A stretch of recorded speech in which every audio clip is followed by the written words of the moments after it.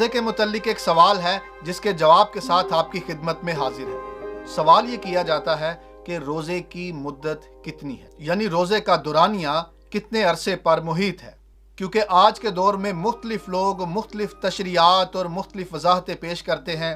کوئی کہتا ہے کہ 8 گھنٹے کا روزہ ہے، کوئی کہتا ہے 12 گھنٹے کا اور کوئی 24 گھنٹے کا۔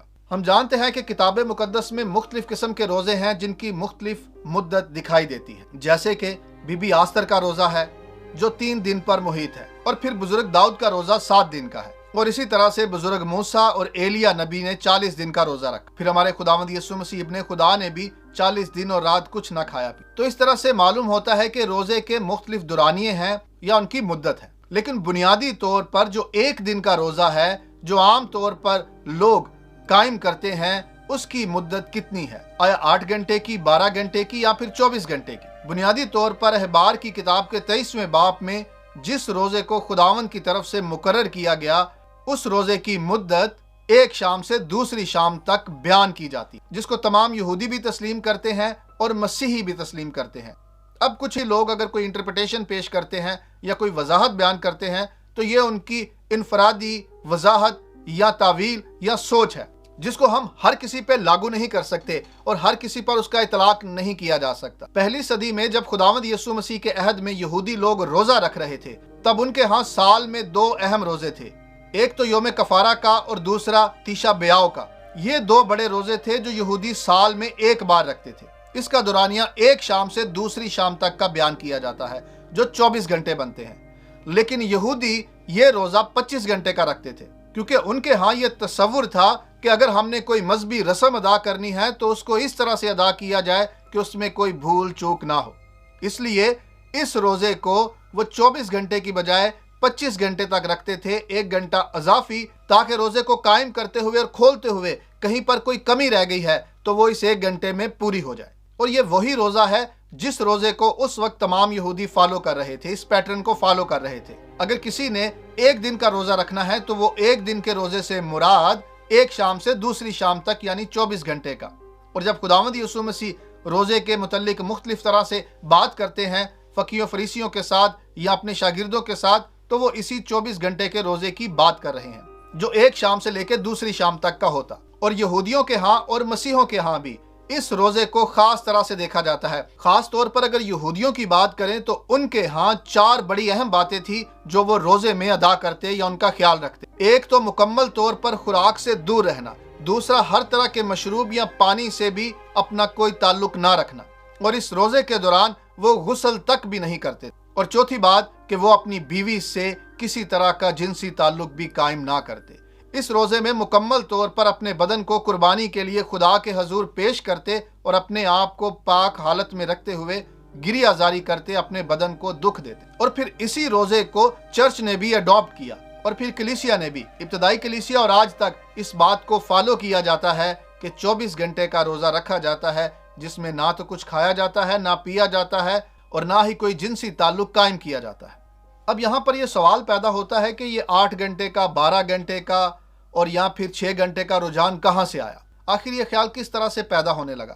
اور پھر اپنوں نے اور وہ لوگ جو ہمیں اپنے نہیں سمجھتے، انہوں نے بھی یہ کہنا شروع کیا مسیحی لوگ تو روزے میں کھاتے کچھ نہیں ہیں لیکن پی لیتے ہیں، یعنی پانی پی لیتے ہیں، اور پھر ایسی چیزیں بھی کھا لیتے ہیں جو آگ سے پکی ہوئی نہیں ہوتی، مطلب فروٹ کھا لیتے ہیں، پھل کھا لیتے ہیں، کچی سبزیاں کھا لیتے ہیں۔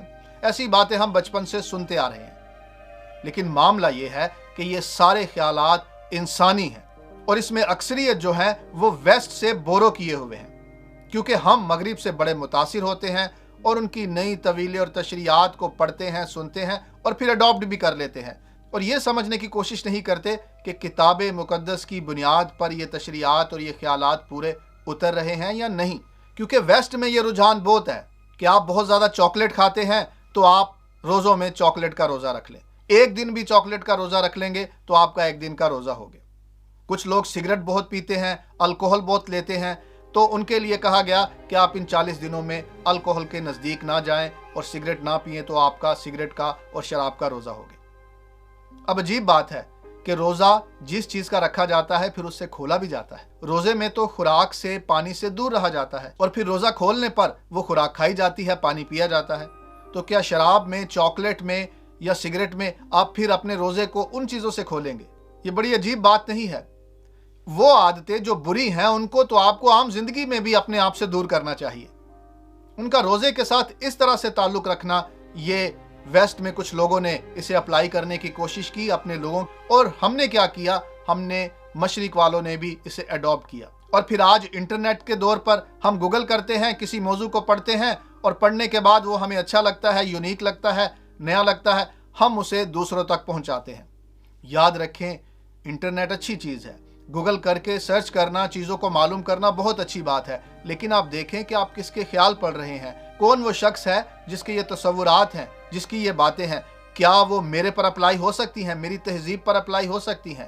ہم یہ کہنے کی کوشش کر رہے ہیں کہ اگر آپ کو روزے کا دورانیہ معلوم کرنا ہے تو وہ کتاب مقدس سے معلوم ہوگا، اور کتاب مقدس میں جو ایک دن کا روزہ بیان کیا گیا ہے وہ 24 گھنٹے کا روزہ ہے۔ اس میں جو خاص بات ہے ہمیں وہ سمجھنی ہے۔